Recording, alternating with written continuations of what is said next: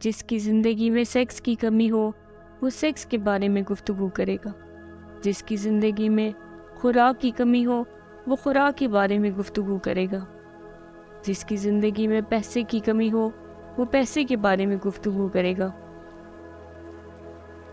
محبت اور محنت، محنت اور محبت، دنیا میں بس یہی کچھ ہے۔ ہم دنیا میں تنہا آئے تھے اور تنہا ہی جائیں گے۔ اپنی ذات سے ایمانداری پر مبنی سلوک کرنا ایک عمدہ عمل ہے۔ محبت کے بغیر ہم بیمار ہو جائیں گے۔ خاندانی زندگی صحت کا انحصار اس انسان پر ہوتا ہے جس نے سب سے زیادہ اذیتیں برداشت کی ہوں۔ تاریخ محض نئے لوگوں کا پرانی غلطیاں دہرانے کا نام ہے۔ مستزنی کرنے سے شرمندگی کا کوئی پہلو نہیں ہے۔ ہاں، اگر مستزنی اچھے سے نہیں کی تو ضرور شرمندہ ہونا چاہیے۔ نیک لوگ وہ سب کرنے کے خواب دیکھتے ہیں جو برے لوگ کرتے ہیں۔ وہ وقت جو بلیوں کے ساتھ گزارا جائے وہ کبھی ضائع نہیں ہوتا۔ انسان کافی عجیب مخلوق ہے۔ یہ جن کے ساتھ محبت کرتا ہے ان کے ساتھ رہنا چاہتا ہے، لیکن کھل کر اس بات کا اظہار نہیں کرتا۔ کچھ لوگ تو خوف کے باعث محبت کی ہلکی سی علامت بھی ظاہر نہیں کرتے کہ کہیں ان کی محبت کو جھٹلا نہ دیا جائے۔ جس کا ظاہر جتنا کامل ہوگا اس کا باطن اتنا ہی گھناؤنا ہوگا۔ جن جذبات کا اظہار نہ کیا جائے وہ کبھی نہیں مرتے بلکہ زندہ دفن ہو جاتے ہیں، پھر بعد میں مزید گھناؤنے طریقے سے رونما ہوتے ہیں۔ اگر آپ خود اعتمادی کی کمی اور نفسیاتی دباؤ محسوس کریں تو اس بات کو یقینی بنائیں کہ آپ کمینہ صفت لوگوں کے بیچ موجود نہ ہوں۔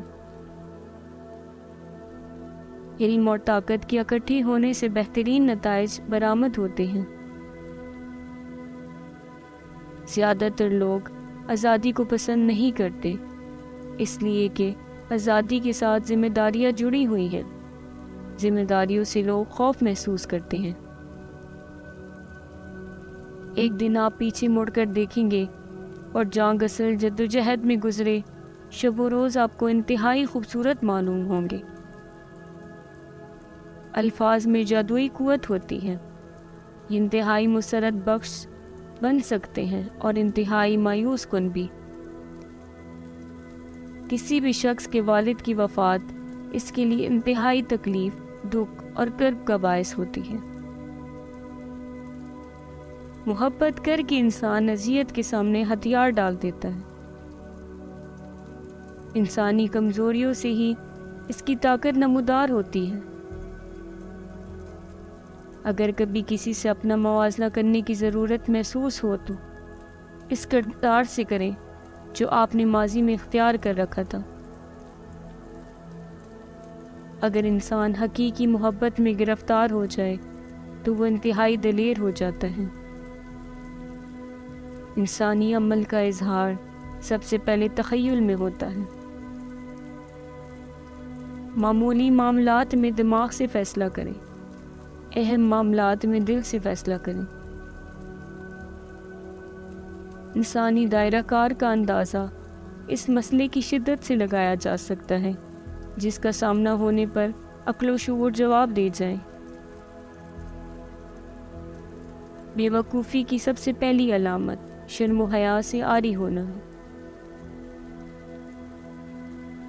دوستی میں ایک مناسب حد تک دوریاں رکھی جاتی ہیں، محبت میں دوریاں ختم کر کے قربتیں بڑھائی جاتی ہیں۔